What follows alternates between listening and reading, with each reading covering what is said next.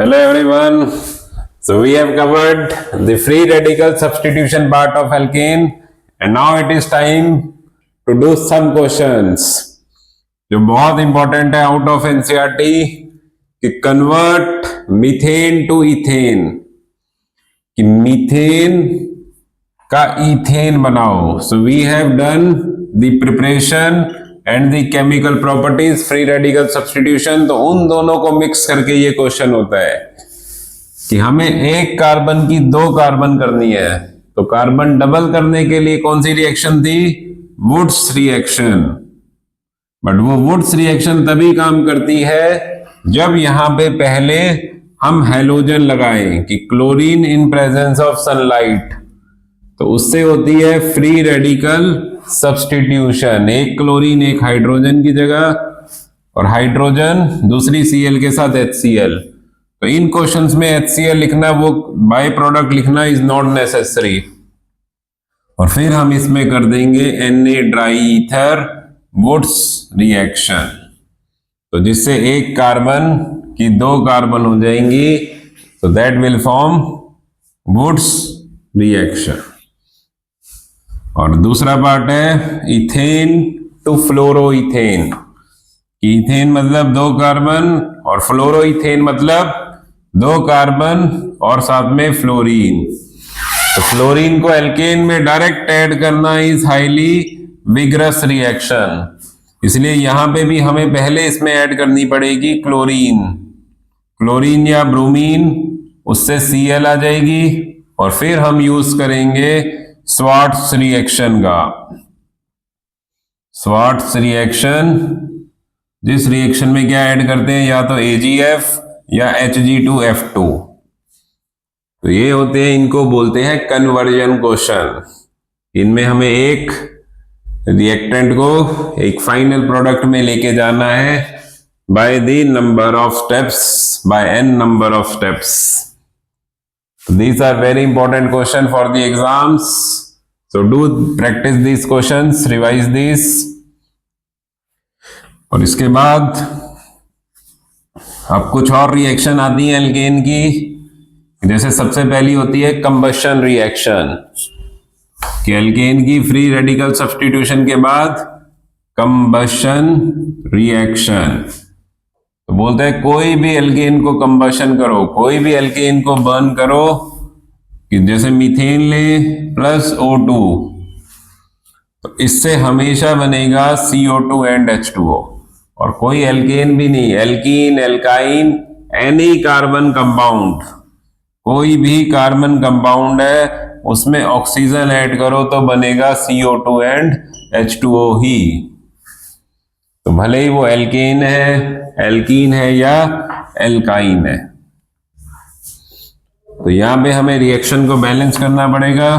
तो ये तो एक सिंपल सा एल्केन है, 4 हाइड्रोजन 2 H2O, फिर ऑक्सीजन 2 और 2 4 2O2, और साथ में रिलीज होती है energy in form of heat and light. तो एलपीजी गैस वो बनती है ब्यूटेन की. कि ब्यूटेन मतलब 4 कार्बन, और 10th में एल्केन का जनरल फॉर्मूला आता था CnH2n+2. तो CnH2n+2, C4H2, C4H10+O2 gives CO2 and H2O, और साथ में energy in form of heat and light. तो किसी भी एल्केन को कंबशन करने पे हमें CO2 और H2O ही मिलेगी. और यहां पे एनसीईआरटी बुक में एक ट्रिक दी होती है कि इन रिएक्शन को बैलेंस करना, कि एल्केन, एल्कीन एंड एल्काइन, तो इन तीनों की कंबशन हम एक साथ ही सीख लेते हैं ताकि बार बार ना करना पड़े. और इनको बैलेंस करने के लिए एक ट्रिक दी होती है कि इनमें हम ऐड करें O2. तो चाहे एल्केन हो, चाहे एल्कीन हो और चाहे एल्काइन हो, इन तीनों का बनेगा CO2 एंड H2O ही. और बैलेंस करने के लिए हमें देखना है इन कार्बन की क्वांटिटी को, कि अभी N है तो NCO2, NCO2 बनेंगे, चाहे एल्केन, एल्कीन, एल्काइन, और H2O एल्केन में N+1, एल्कीन में N और एल्काइन में N-1। और ऑक्सीजन जितनी कार्बन है तो 3n+1/2, 3n/2 एंड 3n-1/2। इस नंबर से हम सिर्फ कार्बन के नंबर से इन रिएक्शन को डायरेक्टली बैलेंस कर सकते हैं अगर कोई बड़ा एल्केन हो, एल्कीन हो या एल्काइन हो। कि ऑक्टेन की कंबशन, ऑक्टीन की कंबशन, तो ऐसे हम बैलेंस कर सकते हैं। So NCERT question number 8 is based on this combustion reaction only। तो ये तो हो गई कंबशन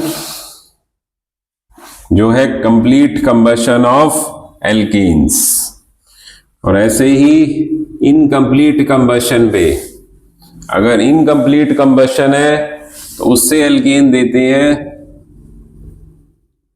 इनकम्प्लीट कंबशन पे एल्केन्स देंगे सिर्फ CO2 गैस। कोई जैसे एल्केन है और उसकी इनकम्प्लीट कंबशन करे तो उससे बनती है CO, और यहां पे एक रिएक्शन आती है कि CO के साथ हाइड्रोजन, जिसको ये बोलते हैं कि निकल एट 12273 केल्विन, कि CO के साथ हाइड्रोजन गैस, और इस मिक्सचर को बोला जाता है सिन गैस। कि the mixture of carbon monoxide and hydrogen is known as syngas. CO and H2। So this is the incomplete combustion of the alkane। फिर आती है कंट्रोल्ड ऑक्सीडेशन, जो कि ज्यादा इंपॉर्टेंट नहीं होती स्कूल पॉइंट ऑफ व्यू से। Controlled oxidation कि कार्बन, और इसमें हम ऐड करें मीथेन, और इसमें ऐड करें O2 eight 573 kelvin 100 ATM pressure, और साथ में कॉपर ट्यूब में, तो इससे बनता है मिथेनॉल। और इसी में ही अगर हम ऐड कर दें MO2O3 मोलिबेडनम ऑक्साइड, ये MO2O3 मोलिबेडनम ऑक्साइड, उससे इसी का CH4+O2 का बनेगा मिथेनल। तो एक या तो मिथेनॉल या फिर मिथेनल। और फिर आगे बोलते हैं कि CH3CH3, इसको हम ऑक्सीडाइज कर दें CH3COOMn से, तो ये जो CH3 है ये एसिड में कन्वर्ट हो जाता है।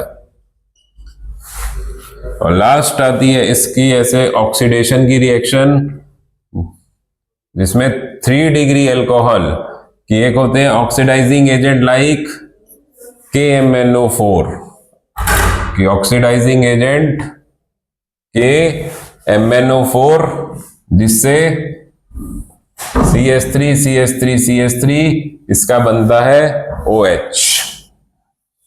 CH3 3 कार्बन, और KMnO4 से बस सिर्फ ये 3 डिग्री एल्केन ही ये रिएक्शन करते हैं, जिनमें 3 डिग्री हाइड्रोजन प्रेजेंट है।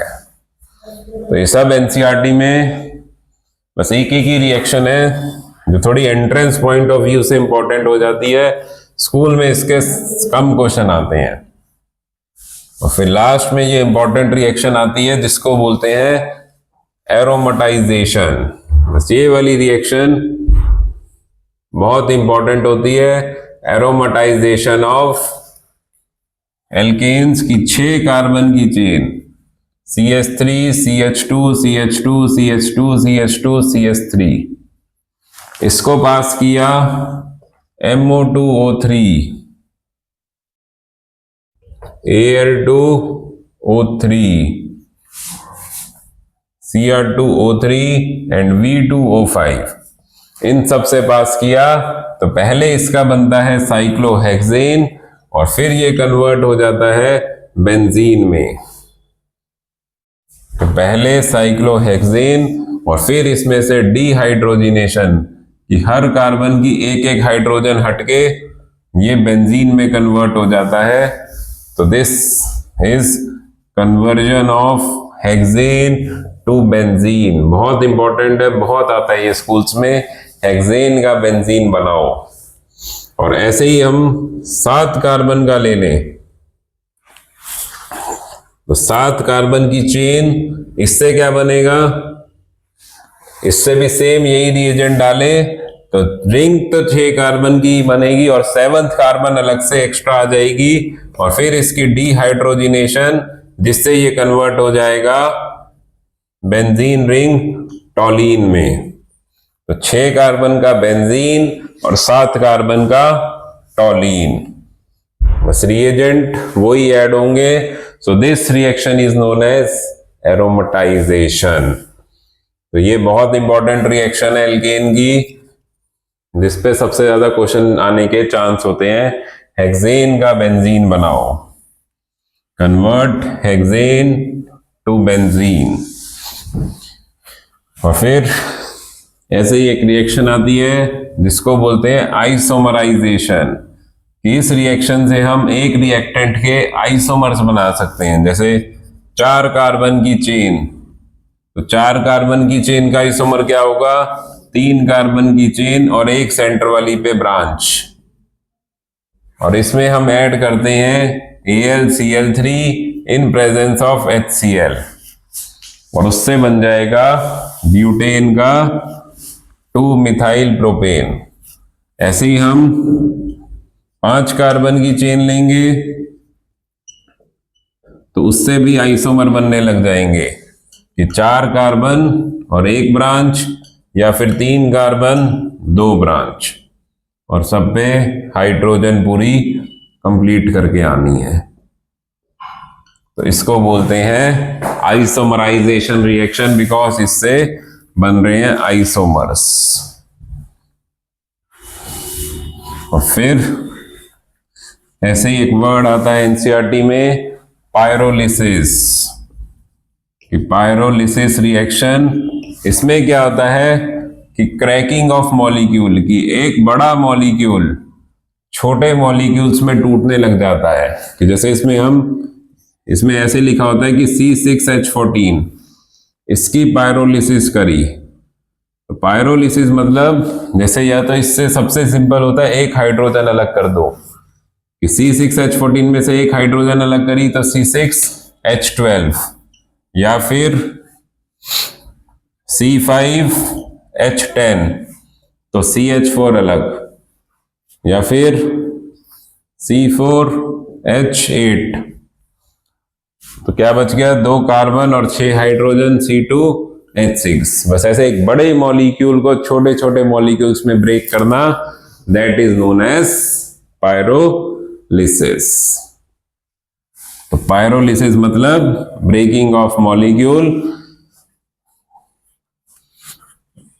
और फिर लास्ट में नाइट्रेशन, कि नाइट्रेशन ऑफ एल्केन, कि मीथेन अगर इसमें हम HNO3 ऐड कर दें तो इससे एक हाइड्रोजन हटके उसकी जगह NO2 आ जाएगा, नाइट्रोमीथेन, जिसे बोलते हैं नाइट्रेशन रिएक्शन।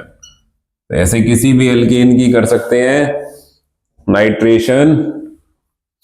और ऐसे ही सल्फोनेशन, कि बड़े मॉलिक्यूल जैसे प्रोपेन, उसका एग्जांपल लेते हैं कि प्रोपेन की सल्फोनेशन, तो सल्फोनेशन में सिर्फ ऐड करते हैं H2SO4 और नाइट्रेशन में HNO3 in presence of H2SO4, तो उससे आ जाता है सल्फोनिक एसिड। कि सल्फोनिक एसिड मतलब SO3H, कि 3 कार्बन उसकी एक हाइड्रोजन हट गई और उसकी जगह SO3H आके अटैच हो गया। तो ये रिएक्शन थोड़ी जो नाइट्रेशन है, सल्फोनेशन है, ये फ्री रेडिकल सब्स्टिट्यूशन की फॉर्म में भी होती है, और इसमें OH और NO2 उससे फ्री रेडिकल जनरेट हो जाता है NO2 का, और उससे ये रिएक्शन प्रोसीड करती है। तो these are the chemical properties of alkanes. So do revise, practice these questions, these reactions, और इन्हीं पे ही आपसे क्वेश्चन पूछे जाएंगे. So we have covered the chemical properties of alkanes part 2, and now we will do in the next we will do the physical properties of alkanes. So practice, practice and practice.